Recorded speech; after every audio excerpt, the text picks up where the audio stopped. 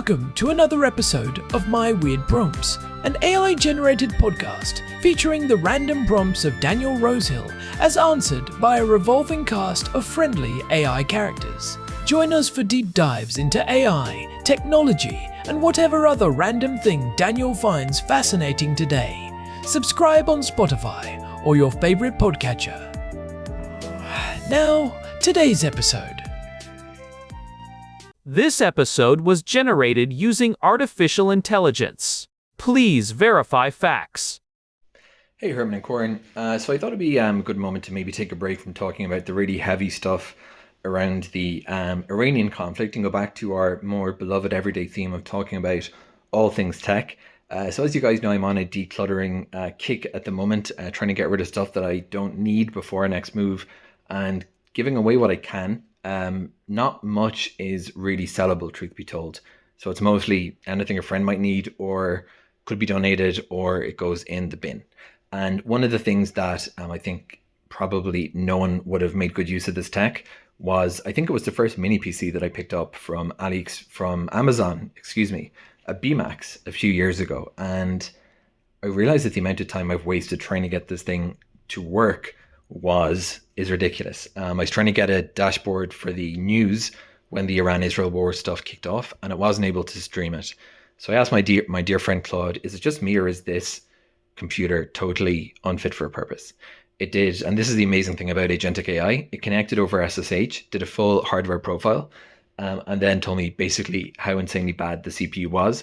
And as it put it, I could literally for $40 or $50 get something better. And this was interesting. So in the bin it went. And now I'm thinking, well, okay, what would be a good thing to replace it with? And I'd like to talk today about the hardware for those of us who want to run our own media centers. Think about distros like Kodi, LibreELEC, or even just putting stock Ubuntu on a box. Well, we actually have two directions to talk about for those who are into this kind of stuff. Direction number one is direction one we can actually overlook because that's the most standard option, which I think people already have a bunch of information if they want to go down that route, and that is just buying something like a Xiaomi box or one of these Android media centers that come with it, basically everything pre-installed and pre-set up. And I say that we're not going to talk about that and it's the standard option because I can't really enthusiastically endorse this kind of an approach. We've talked about vendor bloatware and the kind of stuff they put on, and for that reason alone, I feel like it's not something from a privacy standpoint that I can really recommend that other people do. And what I've noticed as well is that with mini PCs, you don't need a lot. You just need to think strategically about the spec that you are going to buy for. So if we're talking about a mini PC for running as a router, let's say we're going to look for something with a few WAN ports.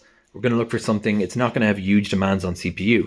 If we're looking for something that's going to run as a running Kodi, we're going to be looking for a different spec entirely. And that's what I'd like to talk about, buying for this hardware out of the box. The mini PC form factor, I personally am a big fan of it, but it does create a pretty small space in which to put hardware. And if you've opened up a computer or a desktop and seen the sheer size of a big GPU, it's a non-runner. It's a multiple times the size of the whole box. So we're looking for space efficient hardware, and the two options I would like to talk about at the hardware level, Herman and Corn, are you can buy these pre-assembled NICs by the OEMs that they've done all that kind of stuff. And I know there's also a world of mini PC builders. We see these people on Reddit, of course. There's a subreddit for literally every topic that's ever been thought of in technology. And there is actually a subreddit for mini PC builders, guys who really, really know the hardware. So I'd love to get your take first on if one did want to go the DIY route, you're picking up compact components. How hard is it to put together a mini PC from scratch? Because on the one hand, it sounds very hard. On the other, compared to putting together a server, just physically, you can put the thing up. You don't even need a dedicated workbench. It's really small. And I guess less trouble with cable routing. But is it a world of pain for those who actually do it? And what might a credible budget be? Because I think this one was like I'm going to say $100, and it clearly wasn't. It was more an experimentary first purchase in the world of mini PCs. What would you want to get something that is going to not give you any buffering or trouble running, watching Netflix, watching movies, watching content, and even putting up a dashboard display on a decently sized smart TV? So let's say we're looking at a HDMI or DP out, but do you need a dedicated GPU in the first place, or can you have a CPU integrated like an iGPU? The second question for you, Herman and Corn, is actually moving now to the software level, the distro level. We've seen LibreELEC and Kodi being things people really like for a long time, but we've also seen in the world of Raspberry Pis, you can run anything off of a Raspberry Pi, but that doesn't necessarily mean that it's the best hardware for the job, as we often see. So if you were going that direction, more the SBC form factor route, what would you be targeting in any specific distros? In addition to Raspberry Pi OS, there's a lot of different projects now for SBCs and for the different variants, like the Orange Pi and the Banana Pi. There's a whole world of these on the market now. Final question, Herman and Corn, is if we go down the more conventional, tried and trusted route of putting an actual distro on a more conventional distro on the box, we have a choice to make. We can put on Ubuntu and install a DE maybe optimized for touch, and then we can install Kodi or whatever else we want on top of that, or we can go for Kodi or LibreELEC, I should say, and take that approach. The OS is the media player approach. I'll give you my take. I feel like it always makes more sense to install something like stock Ubuntu, because then if you decide you want to switch from Kodi to something else, you don't have to rip and replace the whole OS. But for those who are really into this kind of world, let's say you might even have a good quality digital audio converter or compressor or DAC. So you want to think about the sound card element too. There's a few components you want to get right if you did want to do this well. And the final thing, Herman and Corn, we talk about components here. I think the issue with my terrible mini PC, besides the CPU being old technology 10 years ago, was that the Wi-Fi the networking card wasn't good. Ethernet is probably what we'd want ideally for this. But if you're not running wires everywhere or you're renting and you want to put in a decent network card, what would your recommendations be? And sorry to throw in all the questions at once, but we've seen there's a huge difference between a motherboard networking card, and some of them have external antenna to improve the range and speed. If you have a decent Unify box putting out something like Wi-Fi 7 or Wi-Fi 6, and you want to get a very stable, good reception on your box, what do you recommend? Do you think the motherboard level Wi-Fi embedded chips are good enough, or would you recommend someone go for a standalone networking card? Herman and Corn, let's talk about mini PCs and building your own self-hosted media center in today's episode of My Word Prompts. Hey everyone, welcome back to My Weird Prompts. We are sitting here in Jerusalem. The sun is just starting to dip, and I am joined by my brother and resident technical encyclopedia, Herman Poppleberry, at your service. It is good to be back at the mics, Corn. And I have to say, Daniel's prompt today really resonated with me because I saw him wrestling with that old Bmax box in the living room earlier this week. Oh, the one he was trying to use for the news dashboard? I think I heard him muttering something about secure shell access and CPU profiles at 3 in the morning. Yeah, it was a bit of a tragedy. He actually sent us this audio prompt because he is in full decluttering mode. He is getting rid of the tech that doesn't serve him, and that little $100 mini PC was the first thing to go in the bin. It is a classic trap, isn't it? You see a tiny, inexpensive box on a major retailer's site.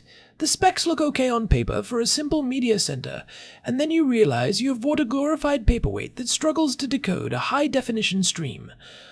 Exactly. And that is the heart of what Daniel wants us to dig into today. He is looking for a real replacement, something that can handle Kodi, LibreELEC, or even a full Ubuntu install without breaking a sweat on a 4K television. He is asking about the build versus buy debate, the GPU requirements, and that eternal question of Wi-Fi versus Ethernet. Well, let's start with the big picture. It is March of 2026, And the mini PC market has changed drastically even in the last 18 months. We aren't just looking at weak Celeron chips anymore. Herman, when Daniel asks about buying a pre-assembled OEM box versus building one from scratch, where does the value sit right now? It is a fascinating divide. If you go back 5 years, building a mini PC usually meant buying a bare-bones kit like an Intel New C where you still had to provide your own RAM and storage. But today, the OEM market, especially with companies like Beelink, Minisforum, and even ASUS, now that they have taken over the NUC line, has become incredibly competitive. You can get a pre-assembled box that is smaller than a stack of coasters but packs a multi-core Ryzen 7 or a high-end Intel Core Ultra chip. But what about the build it yourself itch? Daniel mentioned the mini PC builders community on Reddit. Is there still a reason to source individual components when these OEM boxes are so well integrated? There is, but the definition of building has shifted. Unless you are going for a slightly larger mini ITX build, which is about the size of a shoebox, you aren't really picking out a motherboard and a case separately in the ultra-small form factor world. However, the one big exception that has gained huge traction lately is the modular approach, like what Framework has done. You can buy their main boards and put them into a dedicated mini PC enclosure. That gives you that DIY feel and the ability to upgrade specific parts later, which you just can't do with most of those sealed OEM boxes. That is a great point. The longevity factor is huge. If Daniel buys a cheap sealed box and the Wi-Fi card dies, or he needs more than 16 gigabytes of RAM for some second-order project, he is often stuck. But let's talk about the difficulty.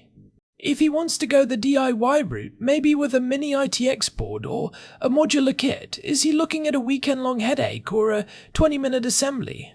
For a modular mini PC or a bare-bones kit, it is a 20-minute job. It is literally just popping in 2 sticks of RAM and an NVMe drive. If he goes full mini ITX, it is more like 2 hours because you have to manage cables in a very tight space. It is like ship in a bottle building. But the real challenge isn't the physical assembly anymore, it is the thermal management.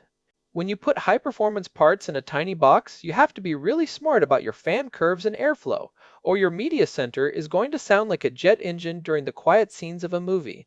That would definitely ruin the vibe of a movie night. Now, Daniel mentioned a $100 budget for his old box, which we have established was a mistake. What is a realistic, no-regrets budget in 2026 for a solid 4K media center that doesn't stutter? If you want something that is going to last 4 or 5 years and handle the latest codecs, you should be looking at the $300 to $500 range. I know that sounds like a jump from $100, but you have to think about what you are getting.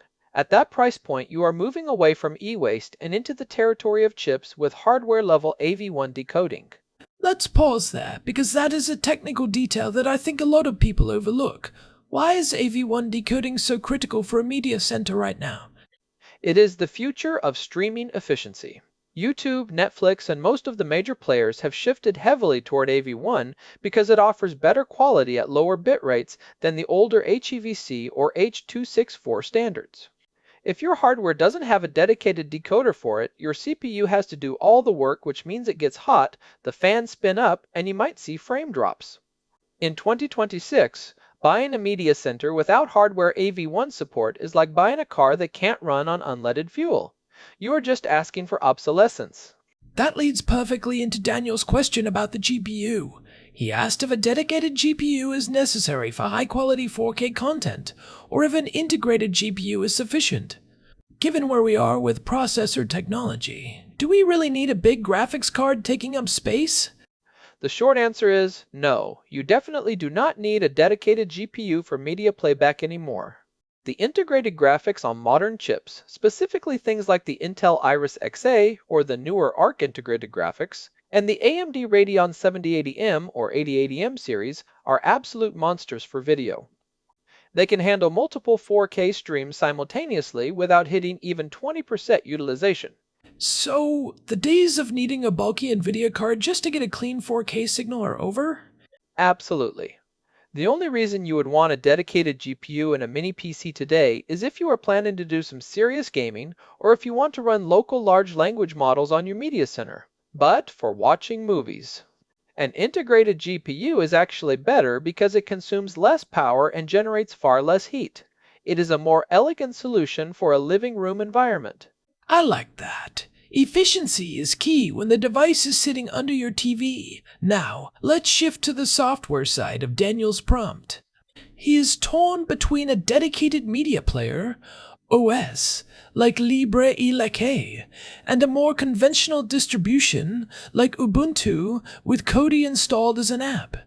Herman, you have experimented with both. What is the trade-off here? This is where we get into the walled garden versus the open field debate. LibreELEC is what we call a just enough OS. It is literally just enough Linux to run Kodi. When you boot it up, you are in Kodi. There is no desktop, no background processes, no fluff. It is incredibly stable and fast. If Daniel wants a device that his housemates or guests can use without ever knowing there is a computer under the hood, LibreELEC is the gold standard. But I know Daniel. He likes to tinker. He mentioned using a dashboard for news, and probably wants to run other things in the background. And that is where the Ubuntu approach wins. If you install a standard distro like Ubuntu, or even a lightweight one like Mint, you have a full computer. You can run a Docker host in the background. You could have your media center also acting as your home assistant hub, or a local file server, or even a VPN gateway. The trade-off is complexity. You have to manage updates for the whole OS. You might deal with screen tearing if the drivers aren't configured perfectly, and you have the overhead of a full desktop environment running underneath your video player. It sounds like the best. Choice depends on the primary mission of the box. If it is purely for media, go LibreELEC. If it is a multi-purpose home server that happens to be plugged into the TV, go Ubuntu. But wait, I have seen some people mention Kodi standalone sessions on Linux. Does that bridge the gap? It does. You can actually configure Ubuntu to log directly into a Kodi session without loading the GNOME or KDE desktop. It gives you some of that LibreELEC speed while keeping the full power of a Debian-based system underneath. It is a bit of a middle ground, but it requires some command line comfort to set up properly. Given Daniel's recent late-night secure shell sessions, I think he might actually enjoy that. But let's talk about the user experience. One thing people often forget when they build a mini PC media center is how to control it. You aren't usually sitting on your couch with a mouse and keyboard. That is such a crucial point. If you go the LibreELEC route, it supports Consumer Electronics Control, or CEC, out of the box. That means if your TV supports it, you can just use your regular TV remote to navigate the Kodi menus. It feels like a native smart TV app. If you go the full Ubuntu route, CEC can be a bit finicky to set up. You might end up needing one of those little handheld wireless keyboards with a touchpad, which, let's be honest, aren't the most elegant things to have on a coffee table. No, they definitely scream nerd lives here. Not that there is anything wrong with that, but sometimes you just want to hit play. Now, let's tackle the connectivity question. This is a big one for Daniel. He is worried about stable 4K streaming.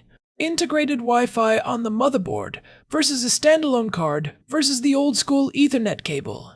What is the verdict in 2026? I have very strong opinions on this, Corn. We are living in the era of Wi-Fi 7, and on paper it is incredibly fast. Most high-end mini PC motherboards now come with integrated Wi-Fi 6E or 7 chips that claim gigabit speeds. And for compressed streaming like Netflix or Disney Plus, that is more than enough. Those services usually max out at around 25 to 30 megabits per second. But what about high bitrate content? If Daniel is running a local media server with 4K Blu-ray remuxes, we aren't talking about 25 megabits anymore, are we? Not even close. A high-quality 4K remux can have peaks of over 120 megabits per second.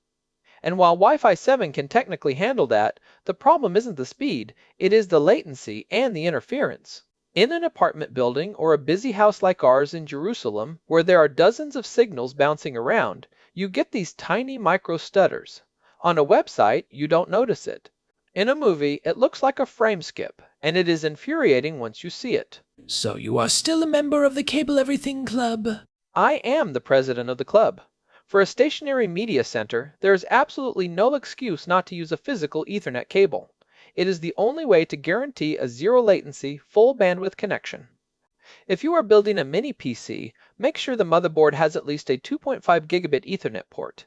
Even if your current router is only 1 gigabit, it gives you that future proofing for when local networks get even faster. What if Daniel is in a situation where he can't run a cable? Maybe he is renting and can't drill through walls. Is a standalone network card with big external antennas better than the integrated chips? Generally, yes. The integrated Wi-Fi chips in mini PCs are often buried inside a metal chassis, which acts like a Faraday cage. They usually have these tiny little pigtail antennas that stick out the back. A standalone card with a dedicated antenna base that you can move to a clear line of sight will always perform better. But honestly, if you can't run Ethernet, I would even recommend looking at powerline adapters or Mocha adapters, which use your existing electrical or coaxial wiring to create a wired connection, before relying on Wi-Fi for 4K remuxes. I remember when we tried power line adapters in our old place. It was a bit hit or miss depending on the wiring, but when it worked, it was a lifesaver. Exactly. It is all about removing the variables. Media centers are supposed to be about relaxation. If you are spending half the movie troubleshooting a buffering icon, the technology has failed you. Okay, so let's synthesize this into a plan for Daniel. He wants to move on from his failed BMAX experiment. He wants a solid 4K experience. Herman, if you were building this for him today, what is the Goldilocks setup? I would tell him to look for a bare-bones mini PC kit with an AMD Ryzen 5 or 7, specifically from the 8000 or 9000 series. Those APUs, which are accelerated processing units, have fantastic integrated graphics and hardware AV1 support. I would tell him to put in 16 gigabytes of DDR5 RAM and a 1 terabyte NVMe drive. That puts him right in that $400 sweet spot. And for the software? I would suggest he starts with LibreELEC on a fast USB drive or a secondary partition. Try it out, see if the appliance feel works for him. If he finds it too limiting, he can always wipe it and install Ubuntu with a dedicated Kodi session. But for the just works factor, LibreELEC is hard to beat. And the networking. I think I know what you are going to say. Run the cable, Daniel, find a way. Tape it to the baseboards if you have to. A wired connection is the difference between a project and a product. I love that distinction. A project is something you are always fixing. A product is something you just use. Exactly. And I think that is what Daniel is looking for in his decluttering phase. He wants fewer projects that don't work and more products that enhance his life. It is funny how we often think we are saving money by buying the $100 box, but we end up paying for it in hours of frustration. The cost per hour of enjoyment is actually much higher on the cheap hardware. That is the hidden tax of low-end tech. We have all paid it at some point. I remember back in episode 483, we talked about predicting hardware failure, and one of the biggest indicators is just under-speccing your needs from day one. You stress the components, they run hot, and they die young. I remember that. It is better to have a machine that is running at 30% capacity during a 4K movie than one that is redlining at 95% just to keep the frame synchronized. Precisely. It is about headroom. You want your hardware to be bored by the tasks you give it. That is the secret to a silent, stable media center. You know, we haven't talked much about the mini PC as a category lately. But it feels like they have finally killed the traditional mid-tower for most people. Unless you are a hardcore gamer or a video editor, there is no reason to have a giant box under your desk or your TV anymore. It is the triumph of efficiency. The performance per watt we are seeing in 2026 is just incredible. We are getting desktop-level power in a thermal envelope that used to be reserved for tablets. It is a great time to be a home media enthusiast. It really is. Now, before we wrap up, I want to touch on one more thing Daniel mentioned. He talked about distros like Kodi, LibreELEC, or stock Ubuntu. We should probably clarify for the listeners that Kodi isn't technically a distro itself, but an application that runs on top of one. Right? Though you can get Kodi-fied distros where the OS is so thin it feels like it is just Kodi. But it is an important distinction. If you are looking for help online, searching for Kodi problems might give you different results than Ubuntu display driver problems, even if they are happening on the same box. Understanding the layers is the first step to effective troubleshooting. Which is exactly what Daniel was doing at 3 in the morning with his old box. Hopefully, this new direction saves him some sleep. I think it will. If he follows the Goldilocks specs, he is going to have a very smooth experience. And hey, if he has any extra parts left over from his decluttering, maybe we can find a use for them in the house. No more e-waste, Herman. We are trying to simplify, remember? Right. One man's trash is another man's. Well, in the case of that BMAX box, it is probably just trash. Fair enough. Well, this has been a great deep dive. I think we have covered the hardware, the software, and the physical reality of the wires. It was a fun one. It is always good to get back to the basics of home networking and hardware builds. It is the foundation of everything else we talk about. Definitely. And to our listeners, if you are out there wrestling with your own media centers or trying to decide on a mini PC build, we would love to hear about your setups. What worked for you? What was a total disaster? You can get in touch with us through the contact form at myweirdprompts.com. And if you have been enjoying the show, we would really appreciate it if you could leave us a review on Spotify or whatever podcast app you are using. It genuinely helps other curious people find the show, and we love reading your feedback. It really does make a difference. We are coming up on episode 900 soon, and it is all thanks to this community that keeps sending in these fascinating prompts. 900 episodes. Can you believe it, Corn? It has been a long road from episode 1, but I wouldn't trade it for anything. Especially not for a $100 mini PC. Ha, well said. Alright, thanks for listening to my weird prompts. We'll be back next week with another exploration of the obscure, the technical, and the just plain weird. Until next time, keep tinkering, but maybe keep the Ethernet cable handy. Thanks to Daniel for the prompt, and thanks to all of you for tuning in. You can find all our past episodes and the RSS feed at myweirdprompts.com. See you next time. Bye, everyone. Wait, Corn, did you actually check the wiring in the basement for those Mocha adapters? Not yet, Herman. That is a project for tomorrow. I will bring the multimeter. Of course you will. Goodbye, everyone. Goodbye. So, Herman, one last thing before we actually cut the mics. You mentioned the thermal management in those tiny boxes. If Daniel does go with a high-end Ryzen chip in a super small OEM chassis, do you think he should consider those third-party cooling mods? I have seen people 3D printing new tops for their mini PCs just to fit a larger, quieter fan. It is a great question, and it really depends on the brand. Some of the newer designs in 2026 have actually moved toward a dual fan setup where one fan is dedicated just to the NVMe drive and the VRMs, while the main blower handles the CPU. If he buys a well-reviewed unit from a reputable OEM, he shouldn't need to mod it. But if he finds that the fan pitch is too high-pitched, those 3D printed top hats that allow for a 120mm fan are a game changer. It turns a whiny little box into a silent one. That sounds like exactly the kind of thing Daniel would end up doing. He loves his 3D printer almost as much as his media center. It would be a fun project. Maybe we can cover the art of silent computing in a future episode. I like it. But for now, let's let the man get some sleep. Agreed. Signing off for real this time. Catch you later.